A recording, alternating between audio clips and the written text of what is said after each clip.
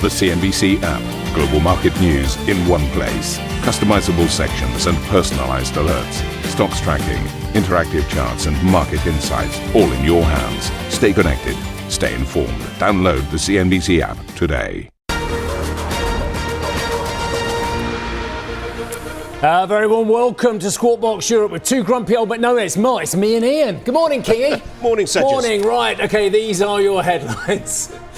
Asian equities sell off amid continued uncertainty over whether the AI rally has legs following US chip stocks into the red.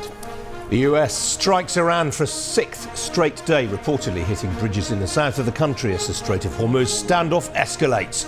Tehran launching retaliatory strikes against US sites across the Gulf. Andy Burnham is set to become leader of the UK's governing Labour Party today, setting in motion the process that will see him become Prime Minister on Monday.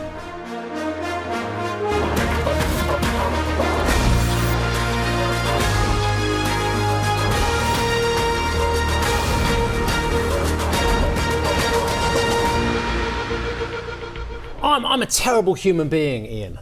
I really am. I look at myself in the mirror and go, well, that's what my wife tells me. No, but seriously, I don't care about these falls in the market at the moment, just like I took with a pinch of salt when we saw the massive rally on these tech stocks. Actually, when you look at most stocks, they're not having this crazy wild oscillation. We're talking about certain numbers of stocks, chip stocks, memory stocks, that have become meme plays as well. And when you've got South Korean authorities who are now only just beginning to worry about some of the big leverage plays and the rules attached to the leverage ETFs. It's like, you deserve what you get. If you only care about the leverage in the system now, you deserve what you get. We'll come to the markets in a moment. Yeah, where have they been?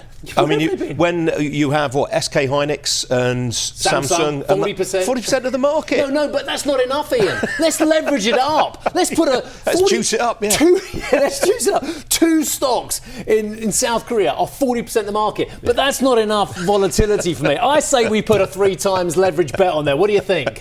Thank God the South Korean market's closed today. That's all I can say. Thank God the London market is so absolutely dull that we don't have all these technology stocks. Yeah, no one cares about a leveraged FTSE ETF, do they? God, until they do. Let's have a look at the US markets and where they trade in then. Okay, so we're down, and again, I come in this morning and I want to talk about markets, I want to talk about this, I want to talk about technology. Since the war started, which I think is a good level, it's not even year to date, but you see, the Nasdaq's up 14%.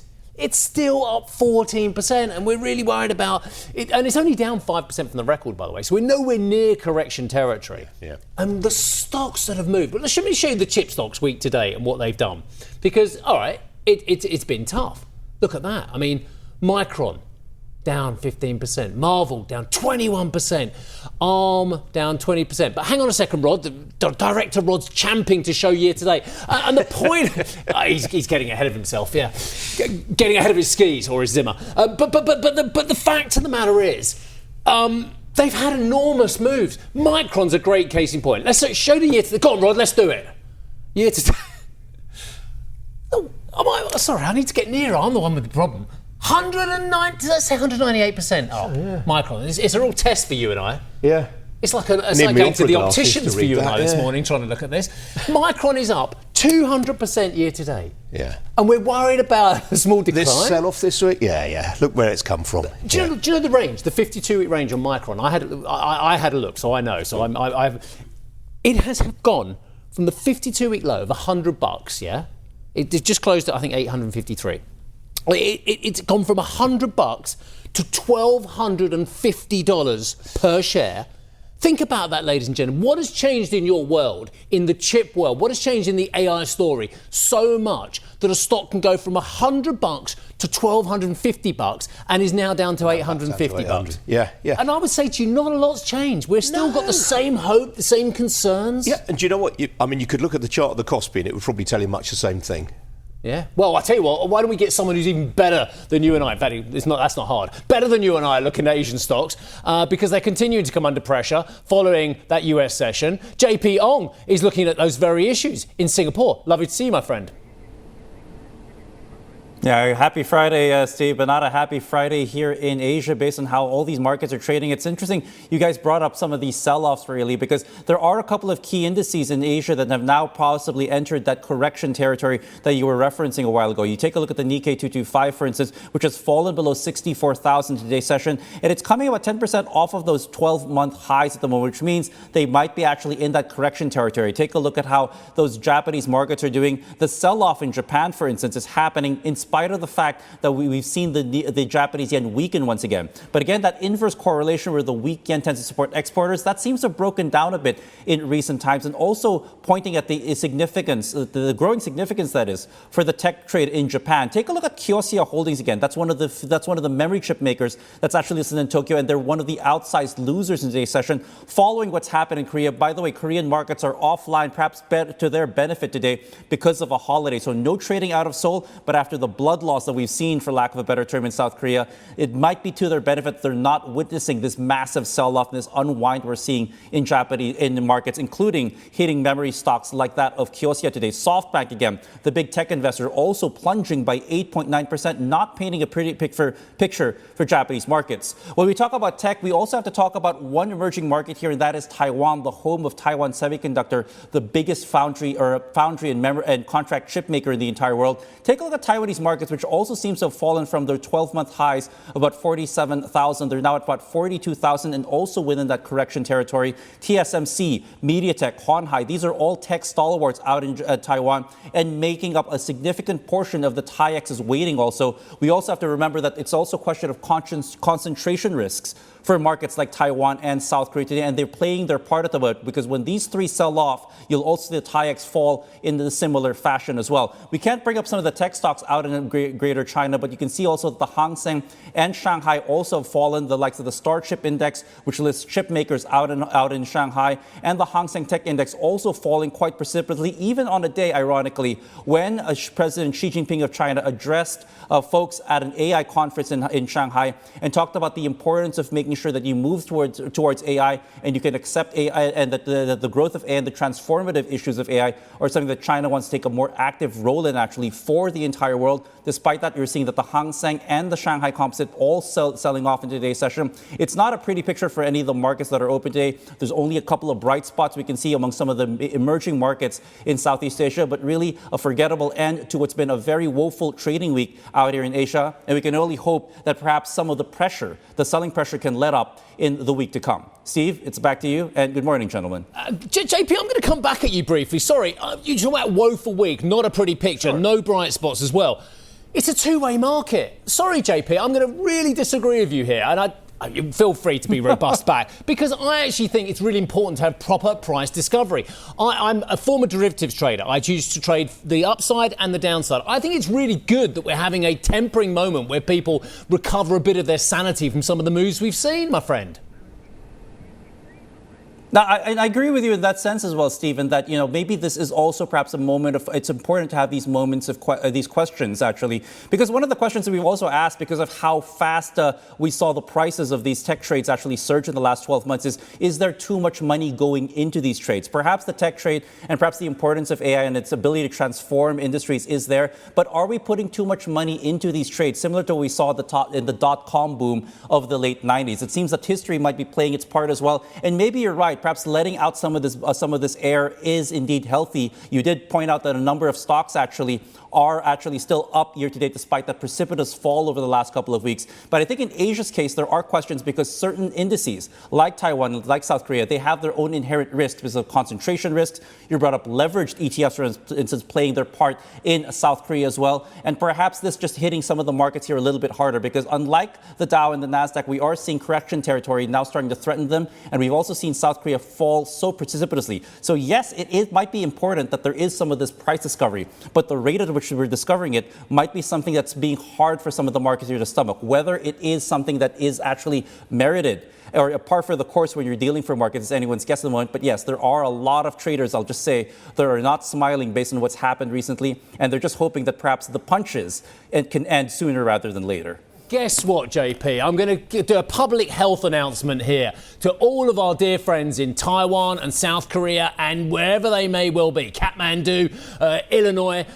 having leverage bets on volatile products anyway is going to lead to some issues at some stage. And one day variation margin will come back in and bite you when these things turn around. That's what's happening. JP, lovely. Thank you for being so robust and so much fun. Look, I've got 100 pieces of paper in front of me, Ian, here as well. Here's one.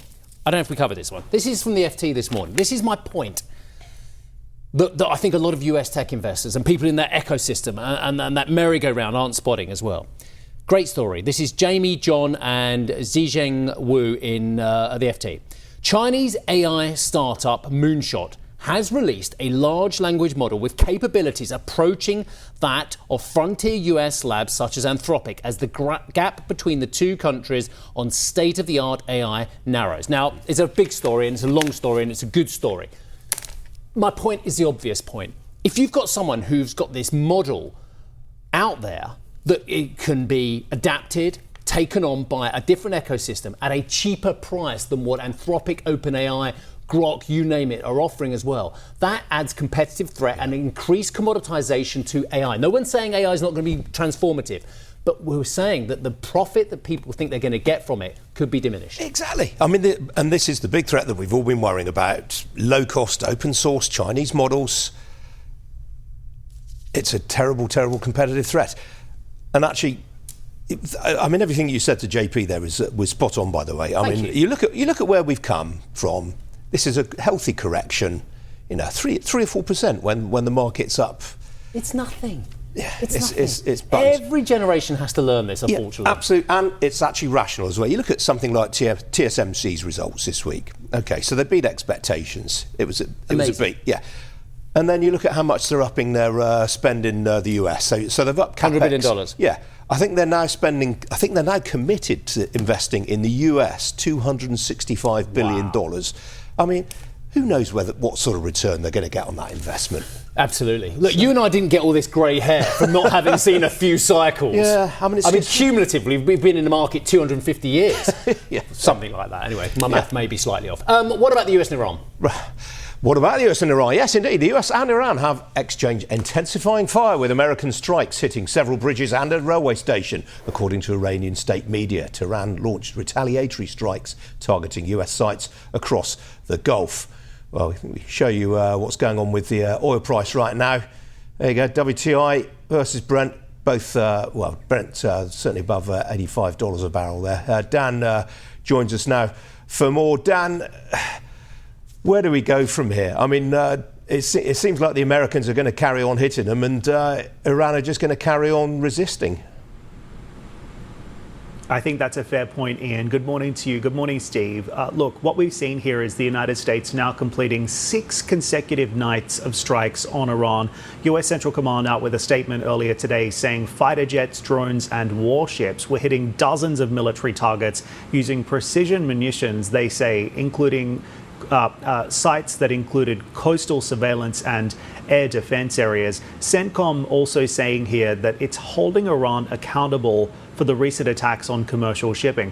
And that at the same time as well, this Wall Street Journal report, citing a senior US official, says American forces also bombed multiple bridges in Iran overnight, aimed at cutting supply routes into Bandar Abbas. This is important. This is the port city where the IRGC operates a naval base that has been used in the past to support attacks on shipping in the Strait of Hormuz. So the US doing everything it can here to degrade Iran's ability to wage warfare in the waterway. The Journal also reporting that the US targeted an Iranian submarine and ship facility there using sea drones. So, Ian, as you say, the focus now really turning to what happens next here. President Trump has warned that US forces could expand their campaign to target Iranian infrastructure if Tehran doesn't return to the negotiating table. Iran's top military command also responding this week with its own warning, saying if those American threats are carried out, then all of the infrastructure in the region will be crushed. And that remark is widely being seen as a threat directed at Gulf states as well as their allies. The White House insisting that Iran continues to talk and it wants a deal because it's suffering what the president calls devastating blows. But Iran's chief negotiator, Mohammad Ghalibaf, has described this conflict as an existential war with America. So as we head into next week, the key question is, will diplomacy provide a breakthrough, or are we going back to a new era of kinetic strikes? Of course, the oil markets watching and waiting to see what happens next, Steve. Superb work, as ever, my friend. Thank you very much indeed. Coming up on the show, Makerfield MP Andy Burnham prepares to take the reins as Labour Party leader ahead of becoming the Prime Minister of the UK on Monday. We'll look at what to expect from his policies, plus Netflix shares slump in after-hours trade as the streaming giant's forecasts fail to impress investors. And we're going to speak to the CEO of Swedbank as second quarter net profit at the lender just misses expectations.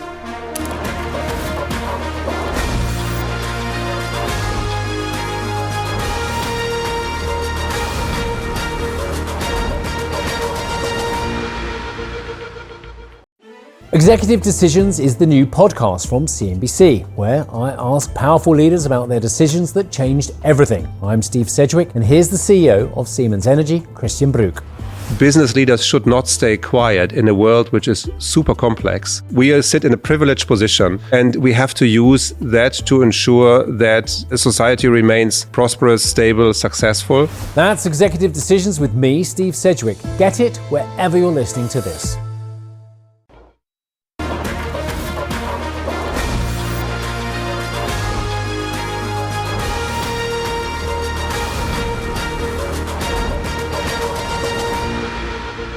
Welcome back. Construction firm Skanska has posted second quarter revenues of 44.6 billion Swedish krona.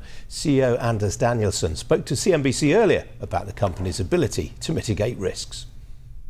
We are very careful when it comes to estimating this inflation and the tariffs. So we don't take risk on that. Either we push it down in the supply chain and they can price it, or we push it back to the clients. So that goes both for tariffs and inflation risk. And we have been able to mitigate those risks for a long time, many years now. So after the war broke out in Ukraine, we saw a lot of inflation. So we have been able to perform on a high level and been able to mitigate that.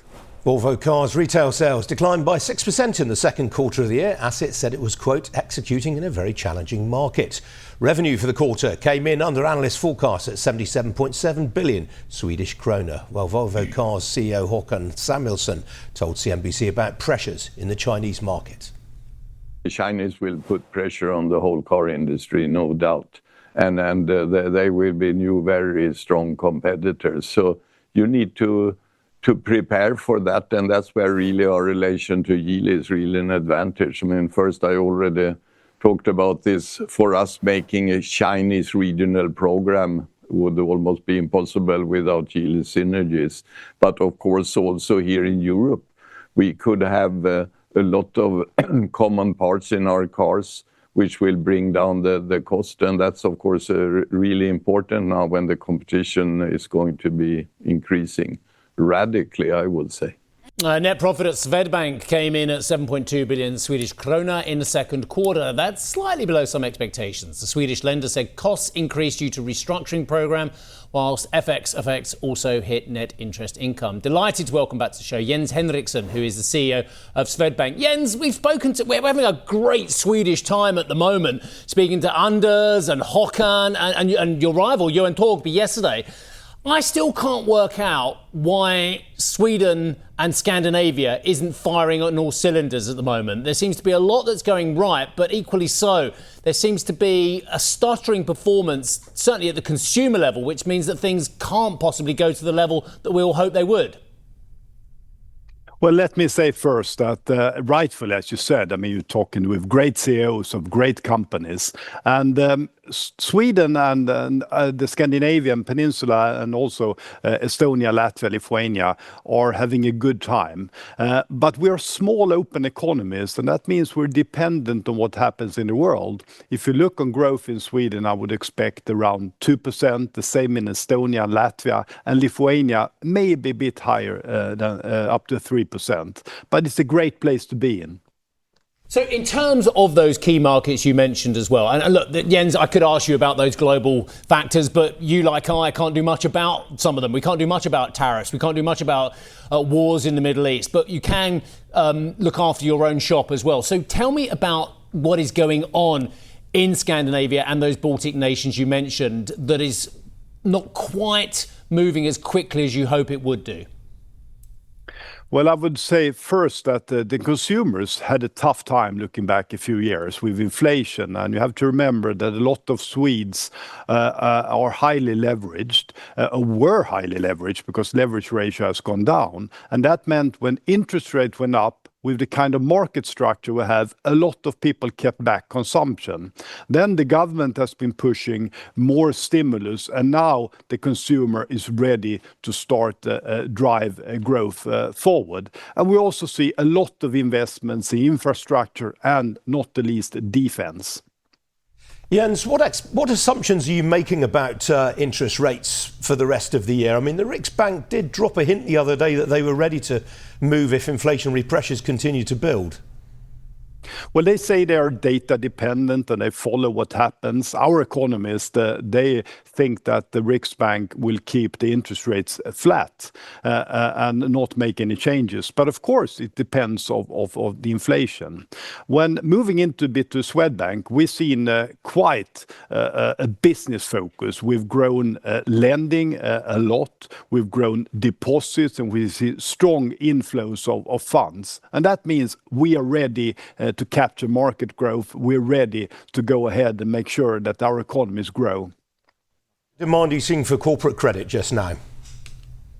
Well, the word I used in the last quarter was somewhat muted, but we moved a bit. So I'm more sort of getting close to being normalized. What about, so you touched, Jens, just now on the Baltic states. How much capital are you deploying there compared with your domestic core markets? Well, it's a very important business area for Swedbank. And we see that we are the leader in both corporate and also private in all three countries. And we are the most loved brand for 7 years in a row. And we're willing to deploy more capital there because we believe in these countries. And we want to be there to strengthen them, to make sure that they increase the financial inclusions. And we're extremely proud to be able to run our business there. Jens, you mentioned the consumer being ready to spend again. Look, I've said this to you before.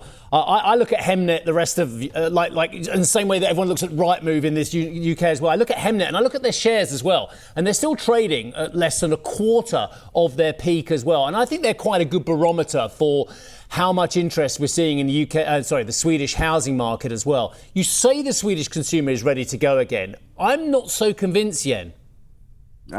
Let's make a distinction between consumption and buying a flat or a house.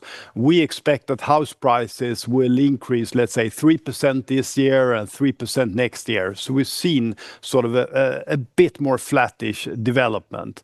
But the consumer, if you look on their real wages, inflation is down. You see a lot of tax cuts. And you all know that when there are election years, which it is in September, that means that the government tends to be more fiscal expansionary. And the combined effect means that the Swedes have a good standing, even though, of course, it's K-shaped in the sense that we have some with more money and other people with less money. And I think that's a very fair point to make that distinction. But you're talking in your results there about credit impairments as well. And you just mentioned to us, Jens, about the leverage as well. So where is the leverage and how concerned are you about that? Well, I'm not that concerned about the leverage in Sweden. So first, we have the public sector that has a low debt to GDP, around 35%. And then if you look on the leverage on the household sector, it's down, 20-25% from the peak. But of course, interest rates are still higher, at least compared to when they were negative. And that means that we see loan demand and we've seen that the housing market in that sense is normalizing, and we take volumes. We want to grow. I'll ask you about the regulatory issues you've been facing. Obviously, there's been an issue in the US that is now thankfully behind you, but you're still, I think, being investigated by the Financial Supervisory Authority in Sweden, aren't you? What's the latest there?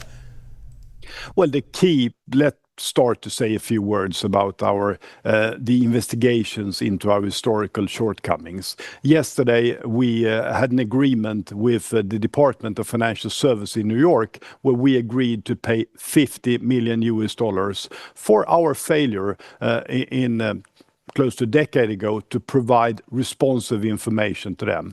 I mean, that's not something we're proud of, but we can now move ahead because that means that all investigations into our historical shortcomings are closed.